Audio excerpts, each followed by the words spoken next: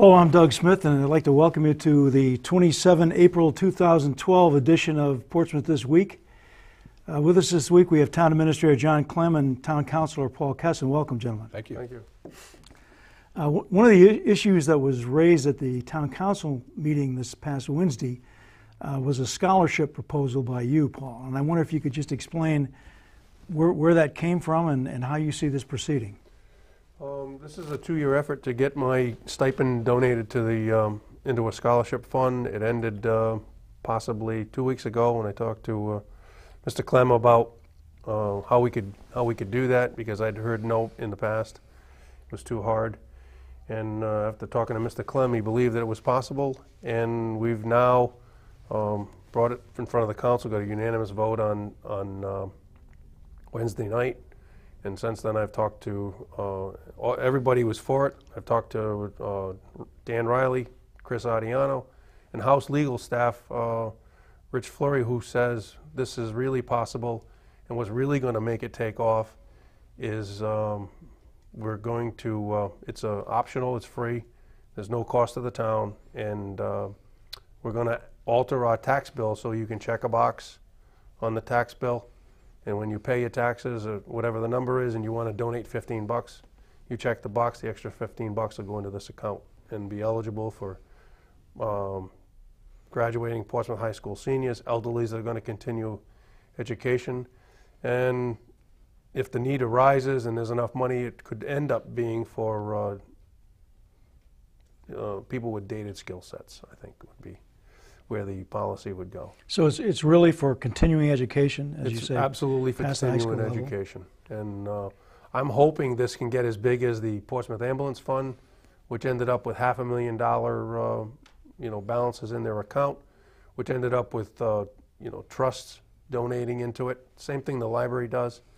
And we can have a scholarship fund that's better than anybody's around. I mean, I know the school also has scholarship funds, but they're all limited, and if we get a resolution passed and within the next, I got to say within the next 2 weeks, we can get it on the agenda at the state, and we're going to be all set and running. I think. Okay, this needs to be approved at the state level because we have to change the tax form to put a checkbox on it. That's controlled by the state. We actually have to get a resolution to the House.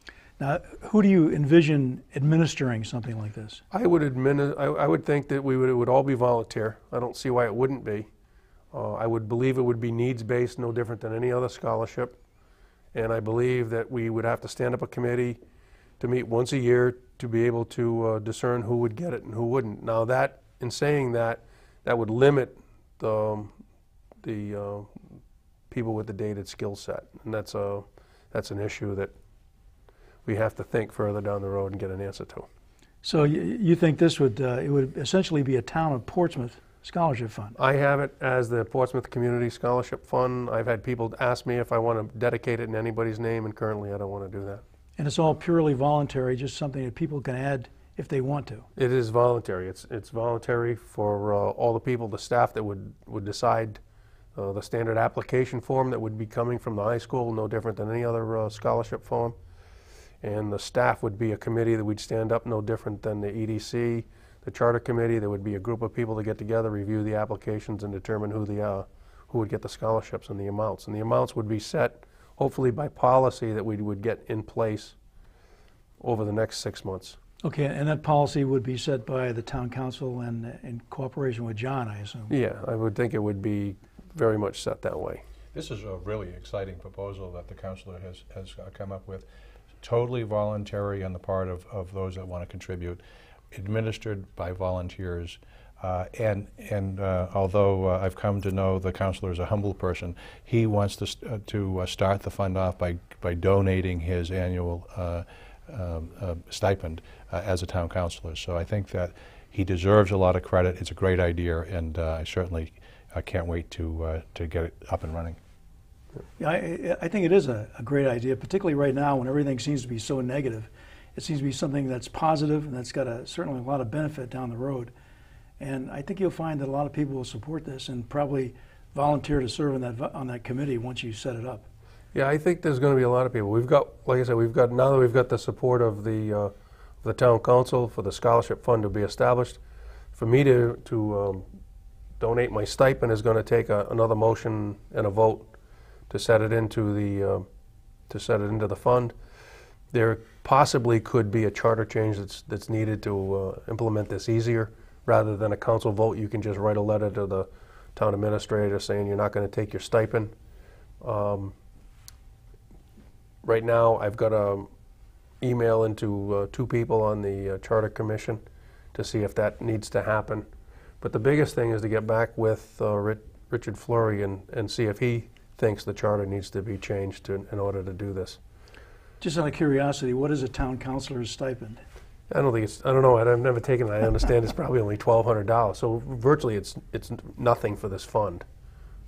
It's seed money. Oh, but it's a start. It's a seed money, right. And if I could have got this happen last year, there would be $2,400 in there already. Well, I think it's a great idea, and thank you very much for bringing this thing forward. Thank you. John, you mentioned that you had something like this up in Barnstable, and how did that work out?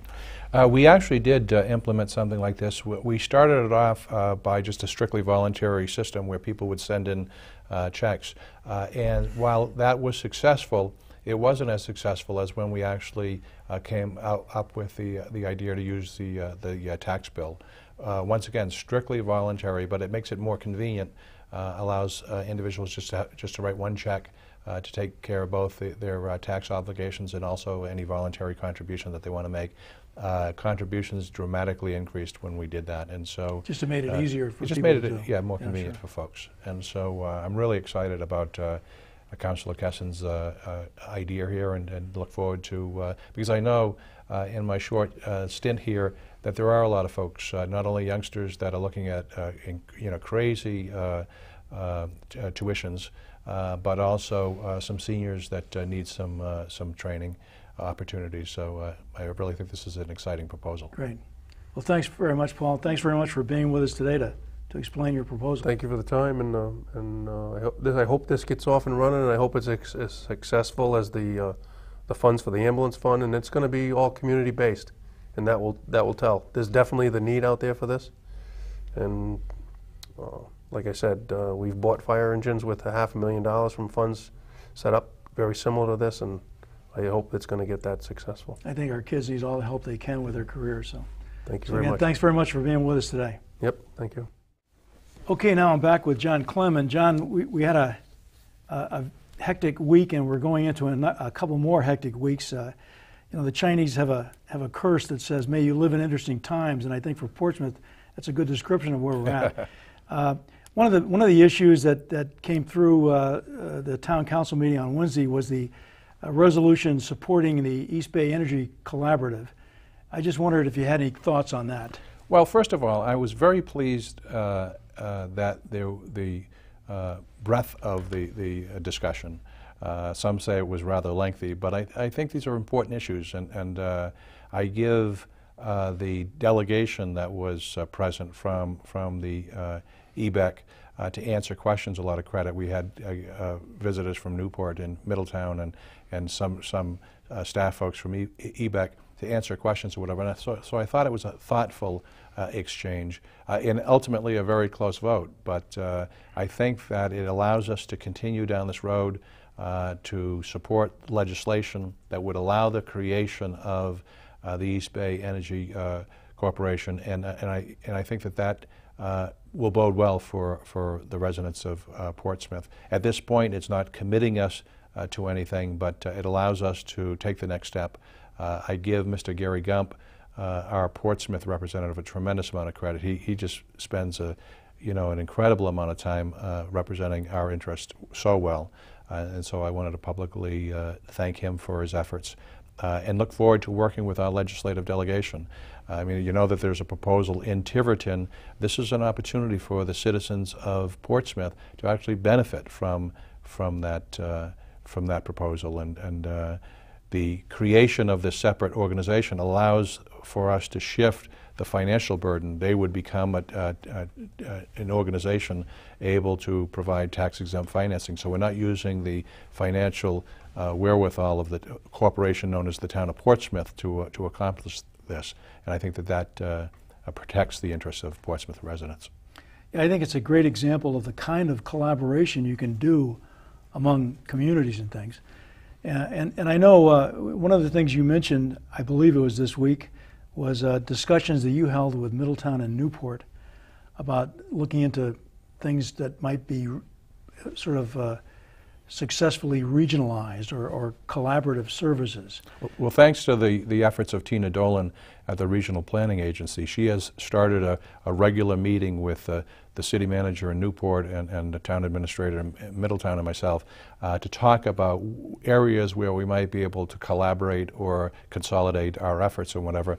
And there was a bit of irony the other night where while we are looking for places to take baby steps in many ways, here was an opportunity with the EBEC proposal to have 9 communities regionalize, and so I applaud those efforts. But in these tough times, I mean, we absolutely need to demonstrate to our taxpayers and our citizens that we're doing all that we can do to run government as efficiently as possible.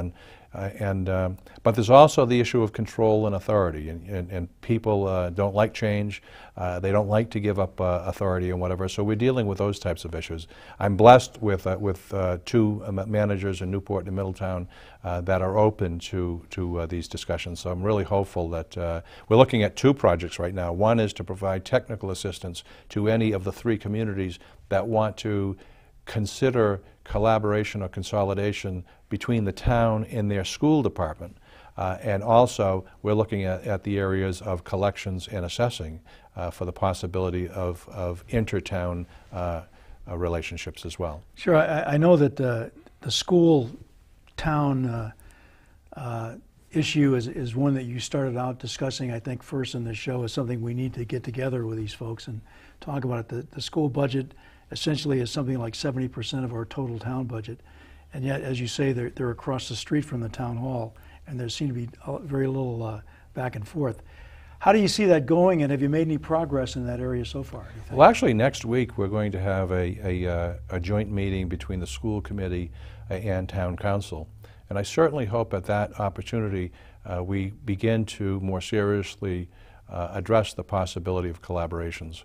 As you said, the school administration is literally right across the street from Town Hall. We're talking about non-educational functions, HR, information technology, grounds and maintenance, and the like, because we're in a situation where we have to continue to demonstrate to our taxpayers that we're doing all that we can do. And the truth is that there is much more that we can do if we're honest about this situation, that there isn't a lot of collaboration between Middletown and Portsmouth, just say for an example. And necessity is the motherhood of invention, they say, and I think that whether we want to or not, we're going to be forced to, and I think that's a good thing, into entering territory that is new to all of us. We need to, we don't have the luxury anymore to think that we can continue to go back to the taxpayers over and over again. Because we can't demonstrate. The truth is that we cannot demonstrate that we have done everything that we can do to save money, and we need to continue to work on that in that regard. The issues always come up about jobs. It always becomes somebody's job that you're taking away and that kind of stuff. And I think it's difficult to do, but there are several ways to kind of get around that. You can phase things in. There's a lot of different ways to do this, and I've suspected that across the country there are literally thousands of towns that have figured out ways to do this that we might emulate. So I wish you luck on that, and I think it's important that we get as much as we can internally in Portsmouth together, and then we can start talking to the nearby community. We are an island. Somebody said, why don't we just secede from Rhode Island, because we are Rhode Island. Yeah. But the thing is, we are an island, and you'd think we'd be much more closely connected in a variety of ways, and I think that's probably what's going to happen going forward. The other big topic, or one of the big topics, as I say, we live in interesting times, was the Sandy Point lifeguard funding as an issue. And in fact, I was watching the Patch Live blog, and just about as soon as you gave your statement about that, there were people jumping on saying, wait a minute, how could this happen? How could this happen? Why was there no funding in this year's budget for the Sandy Point lifeguards? Well, every year the town makes an appropriation to a private group to manage our beach. When I came on in reviewing the status of the town's finances, I realized that there's no fund balance in this account. The truth is that money was spent last summer, and there wasn't, obviously, because we work in a fiscal year that starts July 1st, Yeah. that if you want to have services in May and June, that you have to make sure that you put money aside or whatever. That wasn't done. And so the first thing that I did is to notify the council that A, the account has been depleted, and B, that I'm very concerned about the possibility of not having not only lifeguard protection, but the possibility of not having the restroom facilities and other facilities opened at the beach. It's nothing that, it's in my mind, it's unacceptable. And so I first of all notified the council in giving them a status report. But secondly, I'm looking for ways. For example, we don't presently allow for interested entities that have lunch services, for example, we don't charge entities to do that. I think we're relatively few that don't do that. We just allow people that have mobile trucks or whatever to come in or whatever, but the town is not receiving any revenue in that regard. I have proposed that we put that service out to bid and allow one entity that wants to provide those types of services to the users of the beach to put it in a bid. We're also looking for other ways. The bottom line is this: if this had happened in the past, apparently we would simply just go to the town council and say, you know, we spent too much, can we have more money? I don't want to do that. I don't think that if there was a lack of oversight or financial responsibility that we should burden the taxpayers of this town to make up the difference. And so that's why, in the first instance, I notified the council that there's a problem, and secondly, I'm putting a plan together to try to raise some funds without having to knock on the door yet again of our taxpayers to cover the fact that there wasn't present oversight. And thirdly, I've made it very clear to our finance department that funding will be allocated to the entity that manages our beach on a monthly basis, so that money will be set aside so that we'll never run into this problem again. So you'll have it in the budget for next year, hopefully, assuming the budget gets Right. passed and everything. My plan is to raise on the outside without asking the taxpayer for additional funds so that we can open up the beaches at least for the weekends after Memorial Day, and secondly, make sure that in next year's budget submission that this will never happen again. Okay, great. So there is light at the end of the tunnel We for all certainly those hope so. Sandy Point beach users, I guess.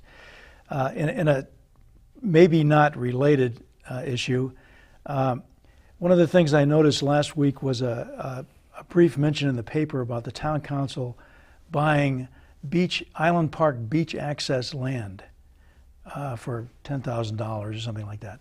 And I'm not really clear on exactly what they bought, but what do you think? Is this a good thing? Is it something that the town can use and maybe increase the amount of recreation facilities we have here, or is it something that might be a liability for the town? I think that, well, first of all, this proposal came from our Open Space Committee that originally identified, it's a small strip of land called the Anthony property in Island Park. There's a small strip of beachfront, and they recommended to the town council that we contemplate acquiring. At the time, the asking price was $30,000. I sat down with the realtor representing the owner and negotiated the purchase. In terms of it being a liability, we're not going to be responsible, for example, having to put lifeguards out because we're not charging at the beach. Yeah. It's not an area where we would be charging. So that's not the case. And I think that there is probably a strategic plan to try to acquire from time to time additional parcels. The amount of money is relatively nominal, and as I said, it was a high priority recommendation of the Open Space Committee, so the council decided ultimately several weeks ago to move forward in the acquisition. Yeah, I would think anytime you buy beachfront property for $10,000, leap on it.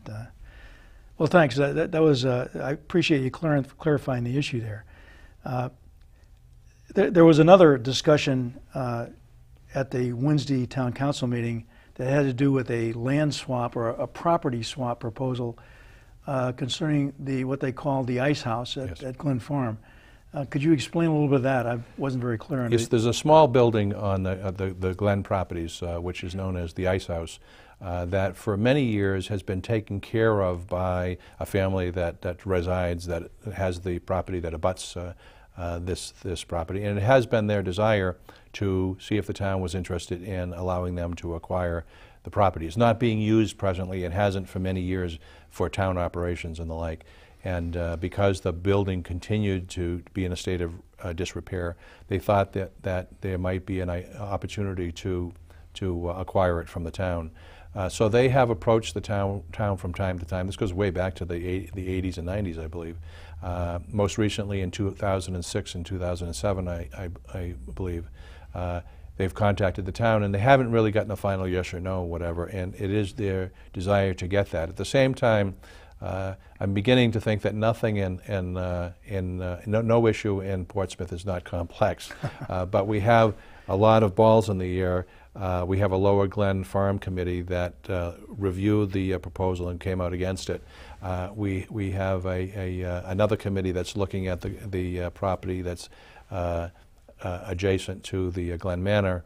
Elmer School Committee? Yes, Elmer School Committee looking at that property, and there's a proposal that includes this parcel as well. So I'm not sure where this is going, but that's the genesis of it. There was a party that wanted to see if the town would either allow an acquisition or a swap of properties, and the council heard the proposal and took it under advisement.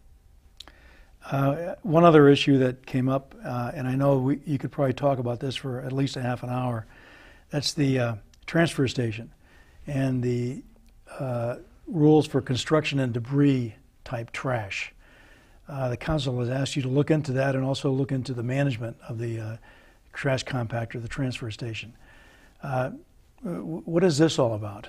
We have a private entity both managing the operations of our transfer station and also a second private entity involved with the security of the gate operations and the like. That's how we presently operate out of that. We also have a committee, a recycling committee that made a recommendation that we no longer accept construction related materials. It's very expensive, and the concept has always been that we would only be accepting individuals' construction debris as opposed rather to commercial. Than contractors. Absolutely. Yeah. But the feeling is that it hasn't been the case, and it's very costly. And so the recycling committee, as well as some councilors, have tried to reconcile how to deal with the ever-increasing cost of dealing with these materials with their desire to try to maintain a realistic fee for the sticker. And so the committee came forward to the town council this past week and recommended that we no longer accept this material. The town council did not make a final decision on that, but asked that I do two things. First of all, look at that issue, and so I'll be talking to both the present operators and also the committee that recommended this in the first instance before I make a final recommendation to the council. But Councilor Seveny and others also said that we have to look at the overall operation here. There's a one-year extension or whatever. Are we running it as efficiently as we can? Does the present operation make sense? So I'll be doing both, trying to come up with a relatively quick answer on the construction materials issue, and also make a recommendation for the long term. Okay, now was this the recycling committee? Yes, yes. Something like that, okay. I think maybe once you get fully into this stuff, we could probably have another session, discuss in more detail. I'm sure we could spend at least a half an hour because the transfer station is near and dear to everybody in Portsmouth's heart, I believe. I know. As I say, there's a lot went on this week, but the next couple of weeks look particularly busy, and with the budget meetings coming up.